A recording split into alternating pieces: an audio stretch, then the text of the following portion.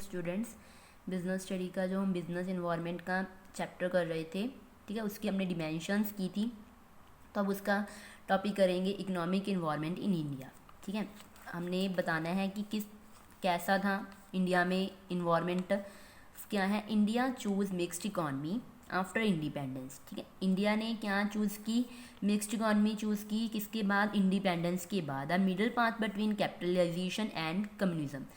Mixed में हमने किया था, डिमेंशन में था। मिक्स्ड इकॉनमी में क्या किया था कि प्राइवेट सेक्टर और पब्लिक सेक्टर इसी में आएंगे, मतलब इसमें गवर्नमेंट का रोल भी होगा और पर्सनल रोल भी होगा, दोनों ही रोल होंगे। ठीक है, मिक्स्ड में तो क्या है, फ्री फ्रॉम मतलब फ्री फ्रॉम मार्केट की थी, जिसे हम कैपिटलाइजेशन बोलते हैं। और कम्युनिज्म मतलब सोशलिस्ट सोसाइटी के रिलेटेड जो थी वो हमने डिस्कस की थी। ठीक है, तो उसने ये रास्ता चूज़ किया कि दोनों के इन्वॉल्वमेंट हो, ये ना हो कि अकेली गवर्नमेंट ही उसमें सिर्फ इन्वॉल्व हो या सिर्फ एक पर्सन ही इन्वॉल्व हो। तो क्या है, as the concept of mixed economy admit the existence of private sector along with public sector। दोनों ही साथ में थे, private as well as public. ठीक है, the economic charter under the philosophy categorise in 3 parts. 3 parts में हमने divide करना है इसे। फर्स्ट हमारे पास क्या है, manage and control by state only. State मतलब गवर्नमेंट, इसे हम गवर्नमेंट भी बोलते हैं। तो सिर्फ कौन करेगी, क्या कंट्रोल और मैनेज करना है, प्रोडक्शन और डिस्ट्रीब्यूशन।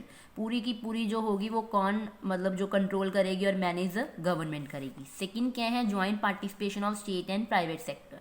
दोनों की, जब पहले तो हमने गवर्नमेंट की बात की थी, अब दोनों की हो गई, गवर्नमेंट की भी साथ में ही प्राइवेट की। ये दोनों ही प्रोडक्शन एंड डिस्ट्रीब्यूशन को कंट्रोल और मैनेज करेंगी। थर्ड वन है हमारे पास, manage and control by private enterprises. अब 2 पॉइंट्स कर लिए। ठीक है, एक में अकेली गवर्नमेंट करेगी, एक में क्या है हमारी स्टेट और प्राइवेट करेगी मतलब गवर्नमेंट, और एक में क्या है सिर्फ कौन करेगी, प्राइवेट करेगी, individual person.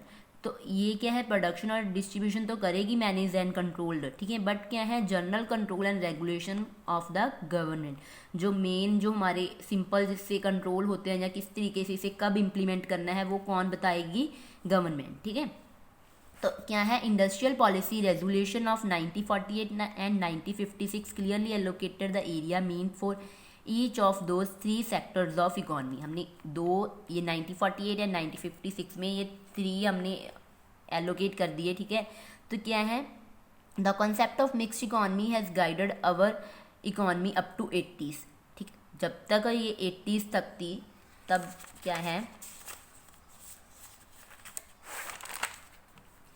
But thereafter era of liberalisation, privatisation and globalisation started. 80s तक तो वो थी मिक्स्ड इकॉनमी। ठीक है, जब उसके बाद क्या था, एरा मतलब जो पीरियड था, उसके बाद उसने कौन सी पॉलिसी अडॉप्ट कर ली, एलपीजी स्टार्ट कर ली।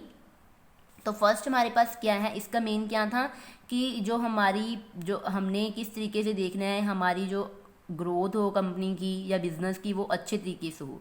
फर्स्ट हमारे पास है इंडस्ट्रीज में क्या है, industries had a better industrial base than South Korea, Malaysia, Taiwan in mid 1960s। ये मिड 1960s तक तो बहुत अच्छा था। ठीक है, इसका बहुत रिजल्ट अच्छा था, बट क्या है, but all these countries have overtaken India during 80s। ठीक है, तो उसके बाद क्या था, the main reason for the poor stagnant, ठीक है, एंड डल इकॉनमीज। स्टेगनेंट मतलब dull. Industrials growth was totally control economy in respect of price, investment, foreign investment, इस पर पूरा कंट्रोल नहीं था क्योंकि हमारा प्राइस कम था, लो प्राइस था, इन्वेस्टमेंट भी अच्छी नहीं थी। लोग इन्वेस्टमेंट कंपनीज में जैसे मल्टीनेशनल हो गई या कोई और कंपनी इन्वेस्ट ही नहीं करते थे, तो जिसके कारण क्या थी, इसकी जो कंडीशन थी वो बहुत अच्छी नहीं थी। तो क्या है, the era of D regulation, मतलब डी मतलब दोबारा से उसे रेगुलेट करना हमें पड़ेगा। ठीक है, द एरा मतलब जो पीरियड था, हमने दोबारा से स्टार्ट किया डी रेगुलेशन।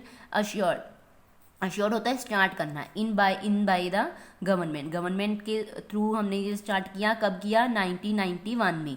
ठीक है, अगर हमने न्यू इकोनॉमिक पॉलिसी की बात करें तो कौन सी है, 1991, in an open acknowledgement of failure of the control regime of deliver of goods. इसका क्या मेन कारण था कि मेन जो रीज़न था क्या था कि जो हमारी कंपनी या कुछ है वो लॉस हो रहा है या कुछ हो रहा है, उसको अच्छी तरीके से हमने प्रोवाइड करनी नॉलेज वगैरह। तो क्या है, application of economic reforms bore the fruits and GDP rose impressively. Reforms मतलब जो इसमें सुधार आने लगे, ठीक है, काफ़ी अच्छा मतलब काफ़ी इम्प्रूवमेंट होने लगी।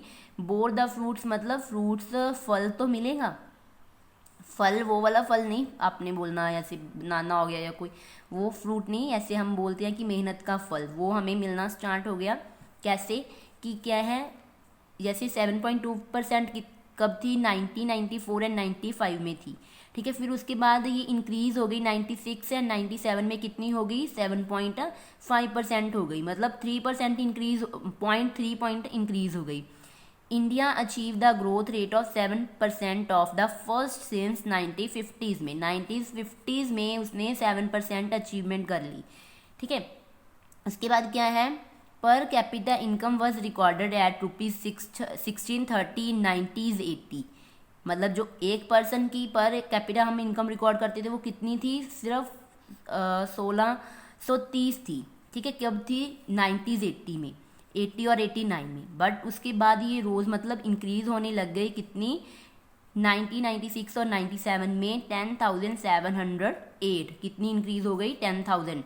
तो पहले कितनी थी, सिर्फ 1630, सिर्फ इतनी थी, ठीक है। उसके बाद इसका क्या था, main reason for low growth rate and national income in the deficiency of investment. Main इसका था कि लो ग्रोथ ही नहीं थी, जिसके कारण हमारी जो कमी आ रही थी इन्वेस्टमेंट में, ठीक है। अगर ग्रोथ होगी तभी इन्वेस्टमेंट लोग करेंगे, ज़्यादा से ज़्यादा चीज़ों को प्रोड्यूस करेंगे। It is follow by low industrial and agriculture growth and population explosion. मतलब क्या थी, जब हम फॉलो कर रहे थे ये सारी चीज़ें, इंडस्ट्रियल एग्रीकल्चर ग्रोथ ये बहुत कम थी, बट पॉपुलेशन क्या थी, बहुत ज़्यादा थी।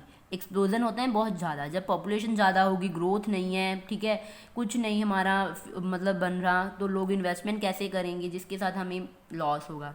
तो इसका मेन रीज़न ये था। पर जब हमने ये 1991 में इकॉनमी स्टार्ट कर ली, उसके बाद हमें इकॉनमी में क्या होने लग गए, रिफॉर्म्स मतलब इम्प्रूवमेंट्स होने लग गई, जिसका हमें रिजल्ट भी मिल गया। 7.2 से कितनी होगी, 7.5, और 1630 से कितनी हो गई, 10,708। तो हमारा क्या है नेक्स्ट, ह्यूमन रिसोर्स भी इसमें मेन इन्वॉल्व है। Human resource is an important part of economic environment का मेन पार्ट माना जाता है। India offer a vast market with more than 100 crore people, ठीक है, मतलब बहुत बड़ी कंपनी है, मार्केट थी कितने लोगों के साथ, 100 करोड़ पीपल के साथ। Therefore multi national companies invest their funds in India, ठीक है, जो बहुत बड़ी कंपनी थी वो इंडिया में इन्वेस्ट करती थी। पीपल प्ले क्रूशियल मतलब important role in economy of the country. Following reason कौन से हैं, people provide ready market for goods and services, goods produce services generated by goods and services provide करने लग गए। People together constitute one of the major factor of production which put the other factor of proper use. उसे किस तरीके से हमने अच्छे तरीके से यूज़ करना है।